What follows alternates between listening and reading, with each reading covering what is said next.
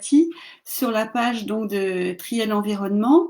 Alors je prendrai un petit moment en fin de séance pour remercier cette association et aussi pour présenter en fait ma pratique de la naturopathie sur notre commune de Triel-sur-Seine. Donc le thème que j'ai choisi de développer ce soir, c'est le thème du microbiote intestinal. Pourquoi ? Parce qu'il est vraiment à l'interface entre la maladie et la santé. Et donc nous allons voir ce soir comment le faire fonctionner de façon à le faire pencher du bon côté de la balance, donc du côté de la santé. Alors si je décortique un petit peu ce mot microbiote, un biote en écologie, eh bien c'est un ensemble d'êtres vivants qui vivent sur un milieu donné. Donc ici un microbiote, c'est un ensemble de micro-organismes qui vivent dans un milieu donné. Alors il faut savoir que nous, l'être humain, nous sommes colonisés par des bactéries, nous sommes colonisés par un microbiote. Nous avons des bactéries sur la peau, donc un microbiote cutané. Nous avons un microbiote nasal, un microbiote vaginal et puis donc un microbiote intestinal. C'est ce dernier qui nous intéresse ce soir. De quoi est-il composé ? Il est composé majoritairement de bactéries, mais on y trouve aussi des virus, des levures, comme par exemple le candida, et puis parfois des parasites. Alors, on va donner quelques chiffres sur ce microbiote. Nous sommes constitués de êtres humains de 10 puissance 13 cellules. Et notre tube digestif, il abrite 10 puissance 14 bactéries, c'est-à-dire 100 000 milliards de germes. Et la concentration de ces germes va croissante depuis la bouche jusqu'à l'anus. Ça représente une masse de 2 kilos. Et pour vous donner une idée de comparaison, notre cerveau, il pèse à peu près 1 kg 450. Et donc nous abritons, nous hébergeons dans notre tube digestif 2 kilos de bactéries. Et ces 2 kilos correspondent à peu près à 160 espèces. Mais je voulais attirer votre attention sur le fait qu'un nouveau-né, quand il arrive au monde, eh bien, sa flore intestinale, elle est vierge. Son intestin, il est ensemencé grâce au passage par le vagin de sa maman. Donc, c'est la flore vaginale de la maman qui va permettre d'ensemencer l'intestin du bébé. Et vous trouverez de nombreuses études médicales qui démontrent que les enfants nés par césarienne, ils sont plus sujets dans la petite enfance à des allergies et ils vont développer plus de maladies infantiles. Donc ça, c'est vraiment démontré. Et dans certains pays, la maman qui met au monde son bébé par césarienne, elle ensemence elle-même son bébé avec sa propre flore vaginale. Alors, donc je vous ai dit que nous abritons en moyenne, selon les sources, 160 espèces de bactéries dans notre intestin. Et puis, nous en avons 50% en commun entre nous tous, tous les individus. Donc, nous en avons à peu près 80 en commun. Et sur ces 80, il y en a de 15 à 20 qui assurent des fonctions primordiales pour notre organisme. Et je vais développer ces fonctions. Donc, je vous remets les chiffres clés là, que je viens de donner. Nous abritons donc 10 puissance 14, 100 000 milliards de germes pour un poids de 2 kilos. Ces germes sont répartis en 160 espèces. Nous partageons 50% de ces espèces avec les individus qui sont sur cette planète et 15 à 20 espèces sur ces 160 exercent des fonctions majeures que je vais développer. Donc ça veut dire que comme on en a 50% en commun, on en a aussi 50% de différents. Donc chacun d'entre nous, nous avons notre propre entérotype. on a nos propres marqueurs. Toutefois, on a pu en fait trouver, mettre en évidence 3 groupes principaux d'entérotypes, de la même façon qu'on avait trouvé des groupes sanguins à une époque. Voilà. Alors, on vit en symbiose avec ces bactéries. Et une symbiose en biologie, c'est une association qui est bénéfique pour 2 êtres vivants. Et donc, cette association, elle est durable, voire obligatoire, et chacun des membres de l'association y trouve un bénéfice. Donc nous vivons en symbiose, enfin nous devrions plutôt vivre en symbiose avec ces 100 000 milliards de bactéries. Et quand nous vivons en équilibre avec elles, nous disons que nous sommes en eubiose. Et quand nous sommes en déséquilibre avec elles, eh bien, nous disons que nous sommes en dysbiose et on verra justement les conséquences. Alors, je vais d'abord vous présenter l'état d'eubiose que nous exerçons avec nos bactéries parce qu'elles assurent donc 4 fonctions majeures que je vais vous présenter. Donc, elles sont là. Fonction barrière, fonction immunité, fonction métabolisme, fonction équilibre, neuropsy. Alors, je vous ai fait un petit dessin. Ici, vous voyez 3 cellules. Ce sont 3 cellules de la muqueuse intestinale et on appelle ces cellules des entérocytes. Ici, au milieu, c'est le noyau. Et puis, vous voyez que en haut de ces cellules, il y a des replis de la membrane qui forment des microvillosités. Et tout le long là, de ces 3 cellules, on appelle ces microvillosités une bordure en brosse. Et donc, les bactéries de notre microbiote, elles se logent au niveau de ces replis des cellules de la muqueuse intestinale. Et puis, elles se mélangent, je mets un peu plus près, j'ai fait des petits points orange. Ces bactéries s'associent au mucus qui est sécrété par certaines cellules également de la muqueuse intestinale, et ça forme une sorte de gel. Et c'est un gel protecteur qui va empêcher les bactéries pathogènes de notre alimentation ou les molécules toxiques eh bien, d'être en contact avec ces microvillosités, voire de les traverser et de se retrouver dans le sang. Sur ce schéma, vous voyez aussi des espèces de petites araignées là. En réalité, ce sont des sortes de boutons pression que l'on appelle des jonctions serrées. Alors, c'est des filaments de protéines spécifiques qui permettent de maintenir jointives les cellules de la muqueuse intestinale de façon à ce qu'il n'y ait pas de molécules toxiques à pénétrer entre ces cellules pour arriver ensuite dans le sang. Donc, si on n'a pas ces bactéries avec le mucus qui forme le gel protecteur, eh bien, les bactéries pathogènes ou des substances toxiques sont directement en contact avec ces microvillosités. Ça crée une inflammation, ça les abrase, ça les rapetisse et ça entraîne une fragilisation de ces jonctions serrées, ce qui fait que ces cellules-là, elles peuvent s'écarter et des molécules toxiques peuvent pénétrer. C'est ce que l'on appelle la perméabilité ou l'hyperperméabilité intestinale. Donc déjà, premier rôle très important de notre microbiote, protéger la surface là, de la muqueuse intestinale, faire une barrière, empêcher les bactéries pathogènes ou les les molécules toxiques de pénétrer à l'intérieur de notre corps, dans le sang et de s'accumuler ensuite dans les tissus. Donc ça, c'est un premier rôle. Je vais vous présenter maintenant un deuxième rôle, c'est le rôle immunitaire.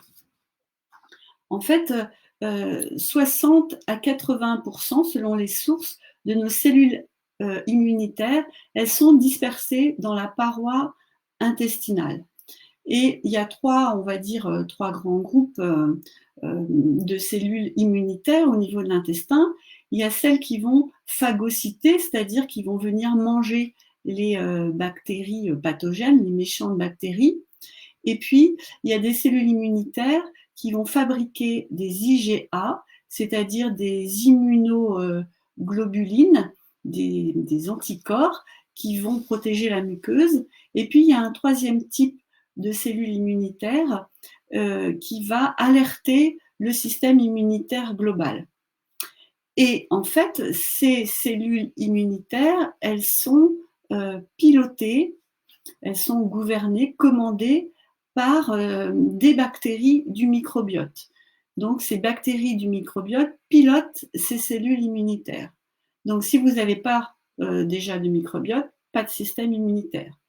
Et puis, mauvais microbiote, dysfonctionnement du système immunitaire. Donc, deux rôles déjà essentiels, barrières et immunitaires. Maintenant, je vais vous présenter le troisième rôle qui est en lien avec le métabolisme. Donc, si je recite dans l'ordre les segments de notre tube digestif, il y a la bouche, il y a l'œsophage, ensuite il y a l'estomac, puis l'intestin grêle et puis le gros intestin. Le gros intestin, il est formé de trois parties. Donc, il y a le côlon droit qui est le côlon ascendant, puis il y a le côlon transverse, puis il y a le côlon gauche qui est descendant, qui est prolongé par le rectum, qui se termine par l'anus. Et dans notre gros intestin sont abritées des bactéries qui nous sont utiles. Dans le côlon droit qui est ascendant se trouvent des bactéries qui vont dégrader les résidus de glucides pour obtenir du glucose, des acides gras à chaîne courte. Donc, on va pouvoir récupérer un petit peu d'énergie à ce niveau-là. Mais si on a une alimentation qui est trop riche en féculents, trop riche en sucre, eh bien, ces bactéries se multiplient plus que de raison.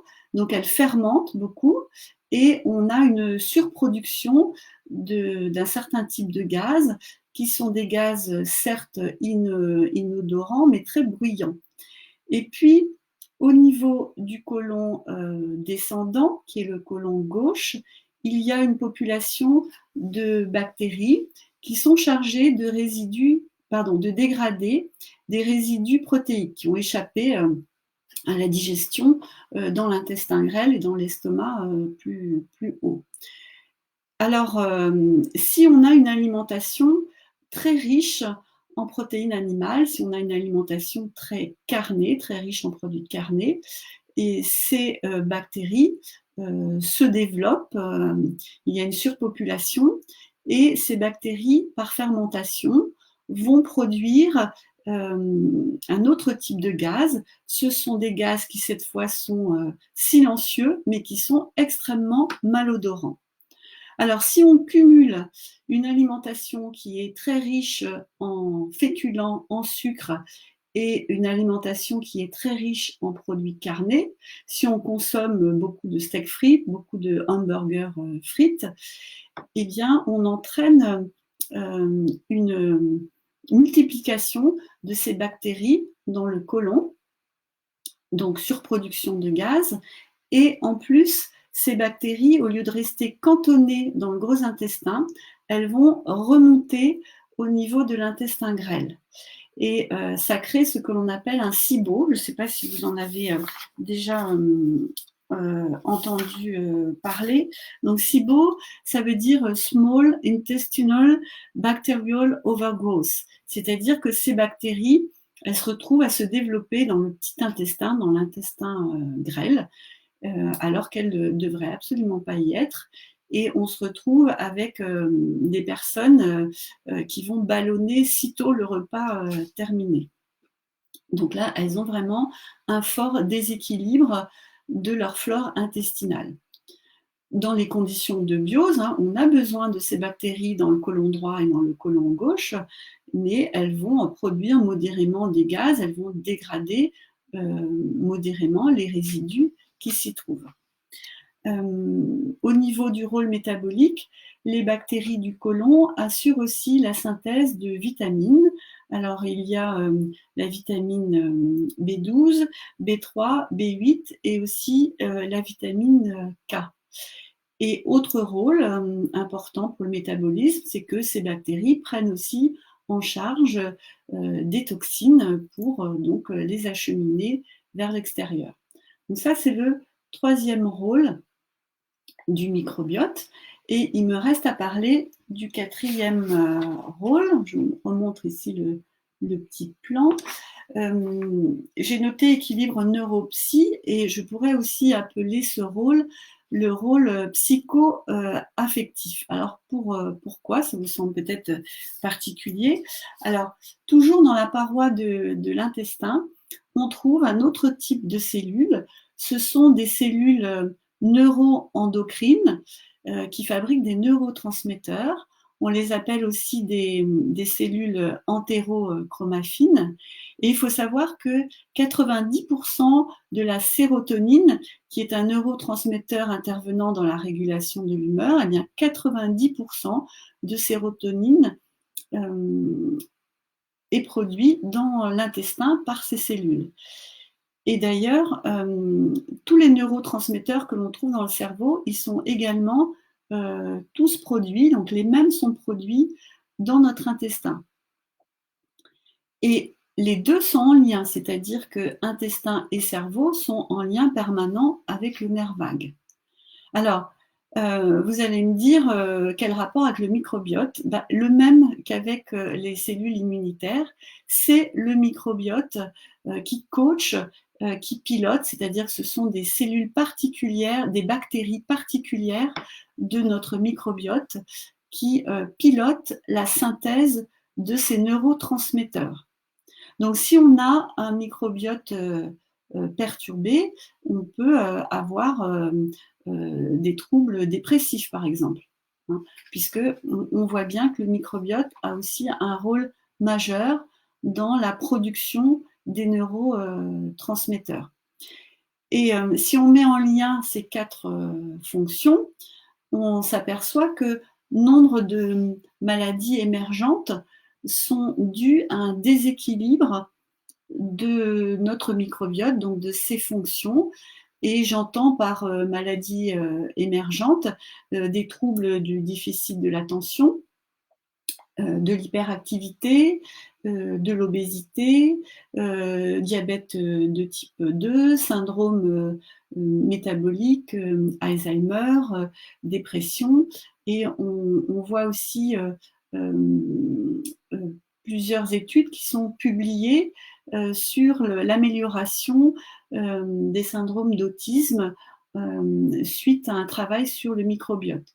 Donc il y a vraiment un impact très important du microbiote sur notre santé et que quand il est déséquilibré, quand il ne peut plus assurer de façon optimale ces quatre fonctions, eh bien notre microbiote n'est plus en eubiose avec notre corps, mais notre microbiote passe en dysbiose avec notre corps. Donc une dysbiose, c'est un déséquilibre du microbiote. Alors comment est-ce qu'on reconnaît en fait la dysbiose? Quels sont les signes d'une dysbiose intestinale? C'est bien sûr la présence de ballonnements. Et plus ils interviennent rapidement après le repas, plus la dysbiose peut être importante. C'est la présence d'une mauvaise haleine, d'une haleine putride. C'est la présence de crampes au niveau de l'abdomen, de douleurs abdominales. C'est l'émission de gaz, que ce soit des gaz bruyants ou nauséabonds. Et puis, c'est aussi l'émission de sels qui sont défaites. Alors en naturopathie, nous avons une échelle pour apprécier la qualité des sels. C'est l'échelle de Bristol et elle utilise des numéros de 1 à 7. Donc, si vous êtes à 1 sur l'échelle de Bristol, vos selles sont dures, ont la forme de petites billes. Et si vous êtes à 6 sur l'échelle de Bristol, vos selles sont déchiquetées, assez molles. Et si vous arrivez au dernier numéro, à 7, elles sont liquides. Donc l'idéal, c'est de se situer entre 3 et 4 sur l'échelle de Bristol. Alors là, j'en avais pas avec moi pour vous montrer, mais j'en mettrai une en ligne pour que vous puissiez vous rendre compte à quoi ça correspond. Et puis, il y a aussi une façon quantitative pour mettre en évidence sa dysbiose, c'est-à-dire que l'on peut faire mesurer, avec des tests spécifiques, les gaz intestinaux qui sont expirés, et on va mesurer notamment le dihydrogène.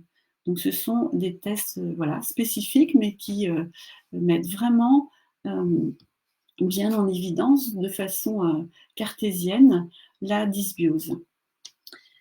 Alors, quelles sont les conséquences? On a vu les signes de dysbiose, quelles sont maintenant les conséquences? On en a déjà évoqué au début du propos. Les conséquences, si je vous remets mon petit schéma ici. Donc, si on a une abrasion ici des microvillosités, un relâchement des jonctions serrées, on a dit qu'on avait des molécules indésirables ou des cellules, donc des bactéries indésirables, qui se retrouvent dans notre organisme.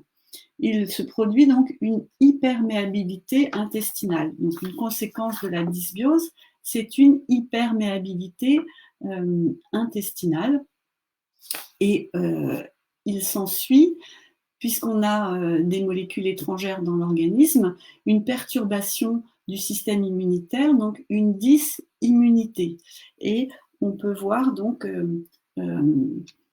chez les patients, chez les personnes qui sont atteintes d'hyperméabilité, donc de dysbiose aggravée, des maladies auto-immunes se développer. Et puis, ces personnes vont être plus sujettes aussi aux infections de toutes sortes, dont les infections virales. En effet, quand le système immunitaire est occupé à calmer ici l'inflammation des cellules de la muqueuse intestinale, eh bien, il est moins disponible pour contrer l'infection par des agents donc bactériens ou viraux. Autre conséquence de cette dysbiose intestinale, c'est les troubles dépressifs. Par exemple, on a vu qu'il y avait un lien entre le microbiote et l'équilibre en neurotransmetteurs, l'équilibre de l'humeur, l'équilibre psycho-affectif.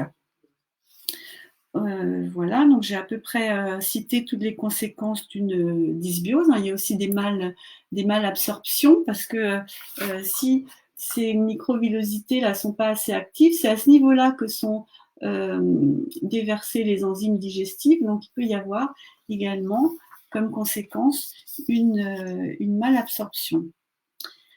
Alors, on a vu les signes d'une dysbiose, les conséquences d'une dysbiose. Voyons maintenant les causes d'une dysbiose, c'est-à-dire les facteurs de déséquilibre du microbiote. Il y a d'abord la présence de pesticides dans l'alimentation. Le suffixe cide signifie qui tue. Donc, si vous avez des résidus, disons, dont les quantités sont supérieures aux doses journalières admissibles, il est évident que ça a un impact sur la flore intestinale, puisque ces produits modifient le fonctionnement de nos cellules, quelles qu'elles soient. Les herbicides modifient les cellules végétales, les fongicides vont modifier les cellules de champignons, les insecticides, les cellules des insectes. Donc ça a vraiment un impact sur l'équilibre des bonnes bactéries dans notre intestin. Il y a également la prise répétée d'antibiotiques. Alors, antibiotique, ça veut dire contre la vie. Il est évident que dans certains cas, on ne peut pas faire l'impasse des antibiotiques. Il y a des pathologies pour lesquelles il n'y a pas d'autre solution. Mais vous avez vu comme moi plusieurs campagnes télévisées nous rappelant que les antibiotiques, c'est pas antibiotique. Parce qu'effectivement, les bactéries qui sont dans l'intestin, elles sont également sensibles, elles vont également être détruites et il va falloir ensuite repeupler de bonnes bactéries notre intestin. Il y a également la prise de médicaments anti-inflammatoires qui perturbent notre flore intestinale, de même que le stress, la consommation de ce qu'on appelle les AUT, d'aliments ultra transformés, qui contiennent en fait des molécules qui ne sont pas reconnues par nos enzymes digestives et qui vont donc enflammer les entérocytes, c'est ces fameuses cellules de la muqueuse intestinale. On peut aussi citer les molécules de Maillard qui sont issues d'une cuisson poussée de nos aliments. Il y a également l'excès de consommation de produits carnés qui influencent le microbiote. On l'a vu en décrivant le rôle métabolique tout à l'heure, c'est-à-dire que un certain type de bactérie va dominer les autres, va se développer plus que de raison et même envahir un autre territoire qui est celui de l'intestin grêle. Il y a bien sûr l'excès de consommation de sucre qui modifie également la composition et l'équilibre de la flore, ainsi que le manque d'exercice physique. Mais on peut, à contrario, aussi citer le sport intensif. Chez les marathoniens, on trouve beaucoup de cas de déséquilibre du microbiote. Voilà, ils sont obligés d'y apporter une attention particulière. Donc, on a vu les signes, les conséquences, les causes, et évidemment, on peut le restaurer, ce microbiote. On peut mettre en place une hygiène de vie, soit qui permette, s'il est vraiment à l'équilibre, de le maintenir à cet équilibre, soit si on sent un déséquilibre, il y a donc des moyens pour restaurer son microbiote. Un des premiers moyens, c'est de nourrir ces bonnes bactéries. Nos bonnes bactéries, elles se nourrissent de prébiotiques, c'est-à-dire de fibres. Je vous remets mon petit schéma. On avait dit que les bactéries, là, c'était les bâtonnets ou les ronds bleus. Les petits points orange, c'était le mucus. Et puis, vous avez des petits traits bleu clair qui représentent les fibres que l'on appelle des prébiotiques. Et les bonnes bactéries, elles sont particulièrement friandes de FOS, c'est-à-dire de fructo-oligosaccharides. Vous trouvez ces FOS en consommant des asperges, des artichauts, des panais, des navets, de l'ail, des oignons, mais aussi de la banane. Et idéalement, pour alimenter nos bactéries amies, pour alimenter nos bonnes bactéries, il faudrait pouvoir leur apporter 100 grammes de ces fibres par jour.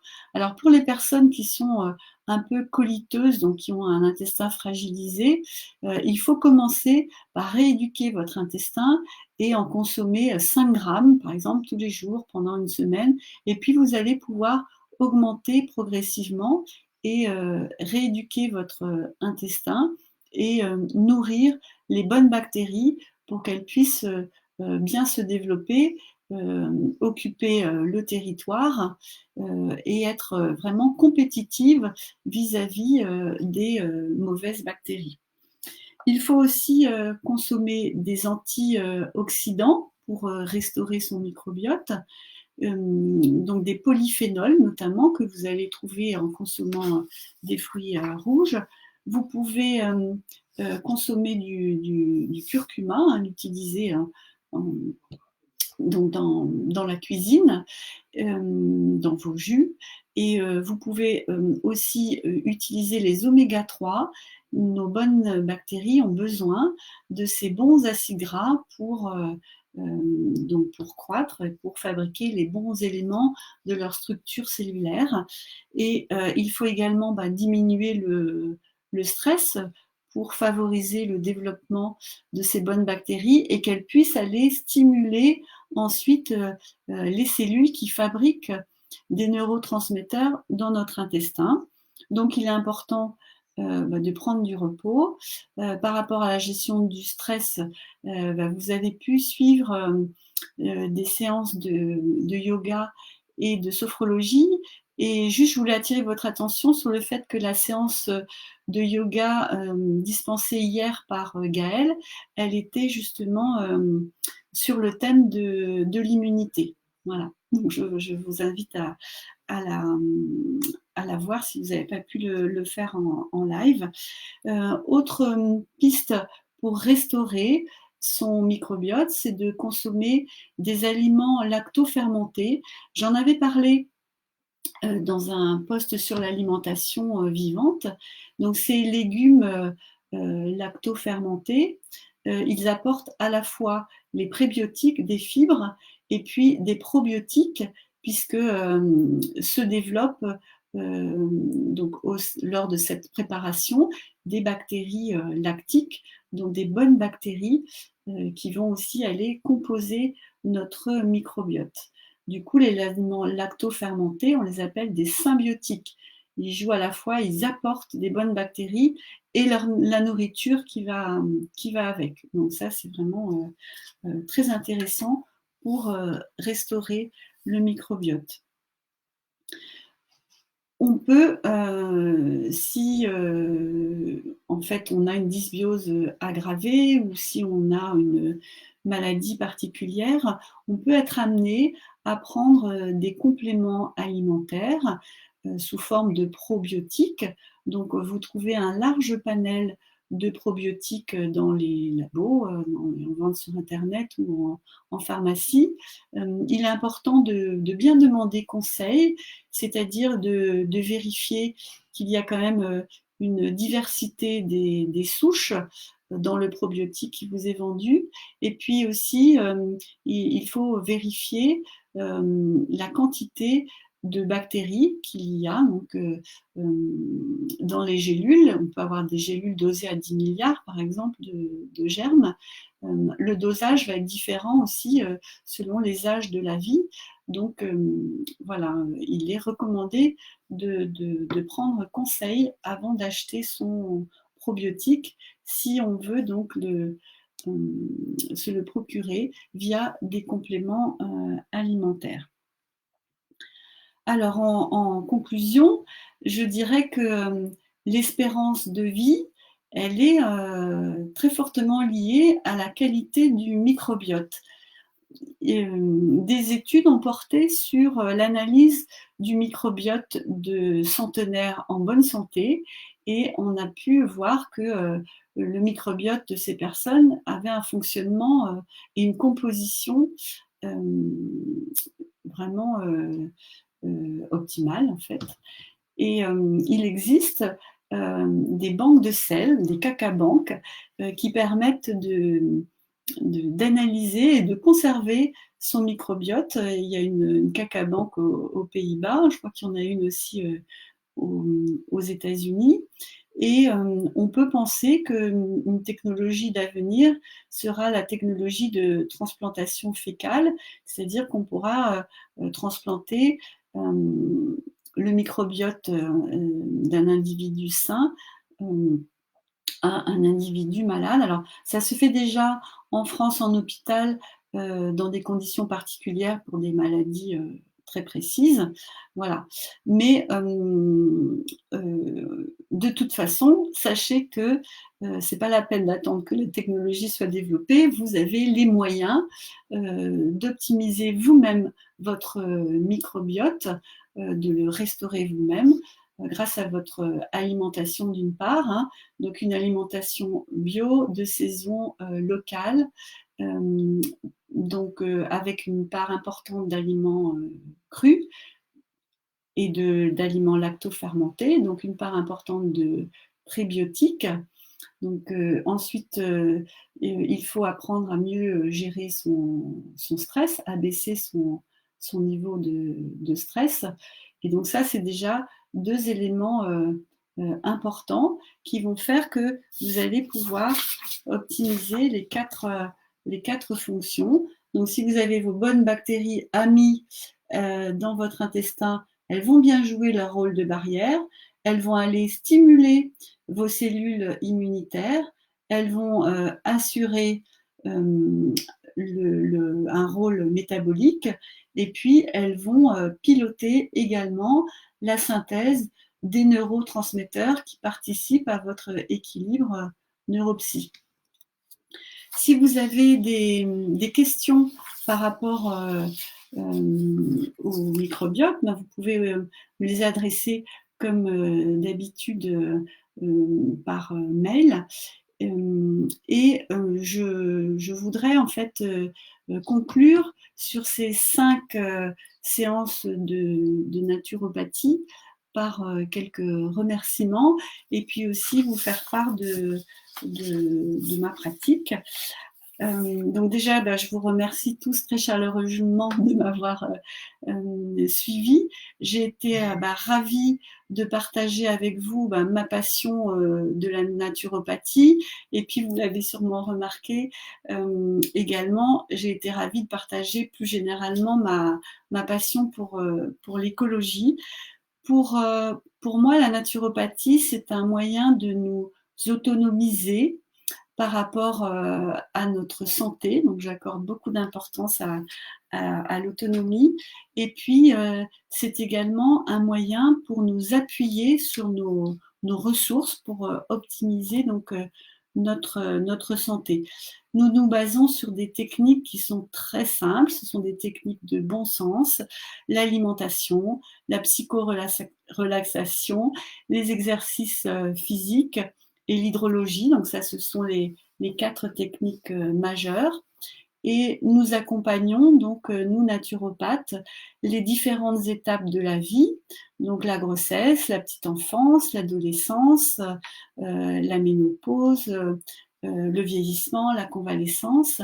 Et puis, nous sommes là aussi pour accompagner les différents troubles chroniques qui peuvent être des troubles digestifs, des troubles ORL, des troubles en lien avec la sphère féminine, des troubles articulaires, parce que nous travaillons au rééquilibrage du terrain. Nous travaillons donc au niveau de la prévention et de la correction de terrain.